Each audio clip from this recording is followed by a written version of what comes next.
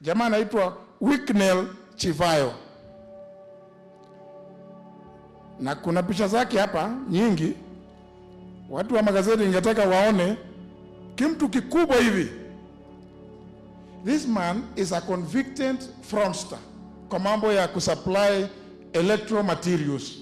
The sight of a controversial Zimbabwean businessman casually dining with Kenya's first family or being welcomed at State House and lodges has become a recurring and, for many Kenyans, disquieting feature of President William Ruto's administration. Wicknell Munodani Chivayo, aged 44, a figure synonymous in Southern Africa with immense wealth, political patronage, and labyrinthine corruption scandals, now enjoys what appears to be unfettered and frequent access to the highest levels of the Kenyan government. His latest meeting with President Ruto and Deputy President Kithure Kindiki at Sagana State Lodge, and another with First Lady Rachel Ruto, is but one in a series of visits that have sparked intense national debate, with opposition figures and citizens demanding answers about the nature of his business and the rationale for his privileged access. Akija huku Kenya anapitia Eldoret Airport. We must begin to ask, what is it that they do with William Ruto? Na mkimwangalia hapa, najua ndugu yangu Rejedia, najua hii kiti kameza kamoja kako hapa unakajua vizuri ndugu yangu. Aka ni pale ndani kwa ofisi ya Ruto. Publicly, Chivayo crafts as a compelling narrative of divinely favored resilience and legitimate business success. On his website and social media, he presents himself not just as a businessman, but as a believer of the gospel of Christ. A long-serving member of the Joanne Masowe Apostolic sect,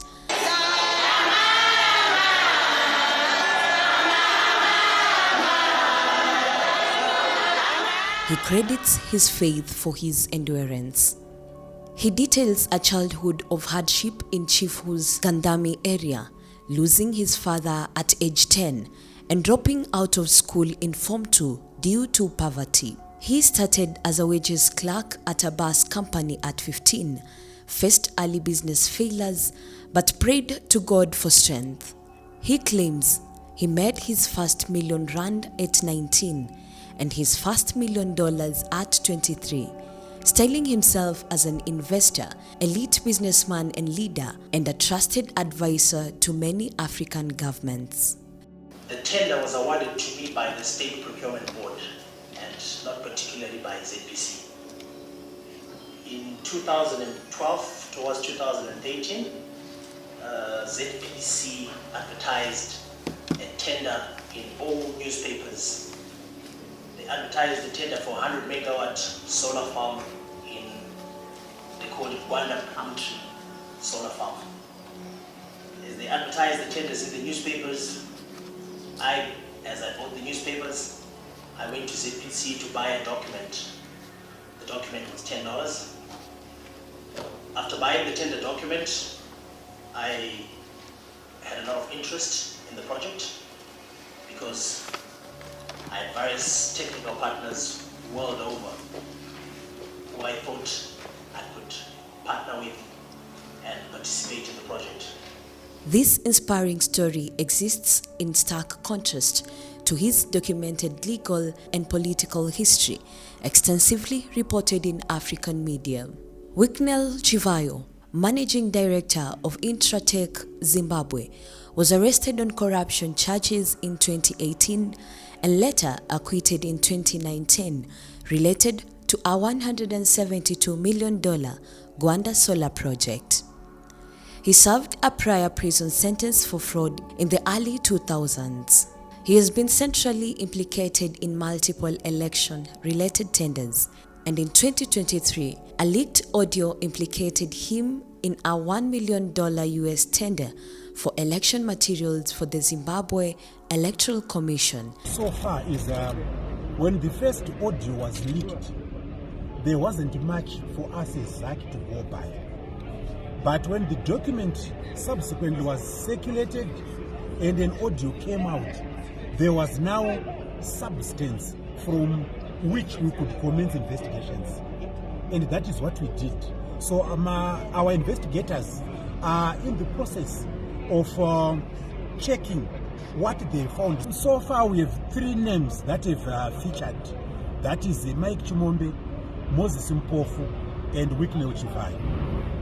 He was cleared by the Zimbabwe Anti-Corruption Commission over this in the early 2026. In October 2024, Namibia's opposition cried foul over an election contract awarded to a firm linked to Chivayo for ballot paper printing. Story kule Namibia wanalalamika mambo ya uchaguzi 2024. South Africa in 2023 wanalalamika mambo ya the same person. What is it that he is doing with William Ruto every time he comes to Kenya? Chivayo is a key financial pillar for the President Emmerson Mnangagwa's function in Zimbabwe. Reports detail him gifting 2025 Toyota Land Cruisers and $100,000 in cash to ZANU-PF provincial chairs. His influence is so resented that it has sparked public rebukes from Vice President Constantino Chiwenga, who has repeatedly lambasted Mnangagwa's for surrounding himself with the tenderpreneurs like Chivayo. It is against this detailed backdrop of simultaneous spiritual proclamation, colossal wealth, and serious corruption allegations that Kenyans are examining his sudden prominence. Since 2022, Chivayo has made near monthly visits to Kenya, documenting private dinners at the President's Kilgore's home, meetings at State House Nairobi, and now the Sagana retreat. The stark contrast is noted.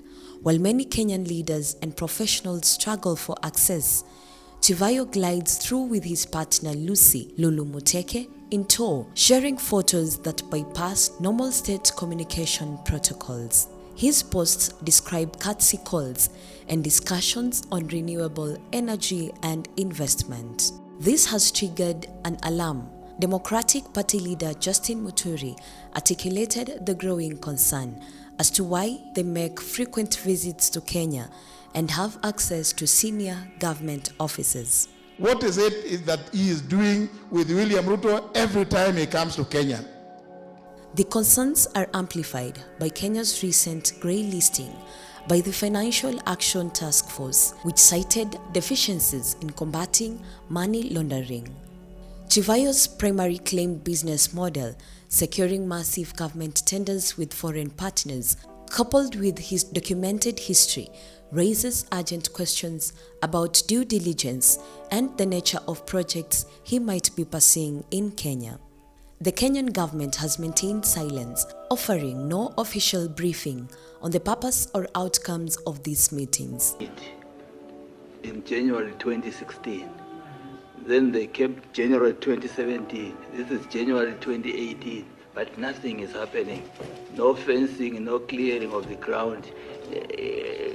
Where is the 5 million point something? This vacuum fueled speculation that Chivayo is employing a familiar continental blueprint, leveraging passive proximity to one president to gain access and credibility in another nation's lucrative state procurement arena. For now, Sir Wicknell continues his unabashed display, posing by his private jet in a tracksuited emblazoned with a B. He declares it signifies the inevitable billionaire status coming his way against all odds. Yes, quickly. Yeah. It's like 50,000. Okay. 100,000. Whether this journey is powered by divine favor, as he claims, or by the opaque mechanics of high-level state capture, as documented by multiple independent reports, remains the critical question for Kenyans watching his next landing in Nairobi. The convergence of his gospel of faith and his gospel of wealth at the heart of Kenyan power presents a paradox that the public and the opposition are increasingly unwilling to ignore. Rehab Mora, Sauti TV.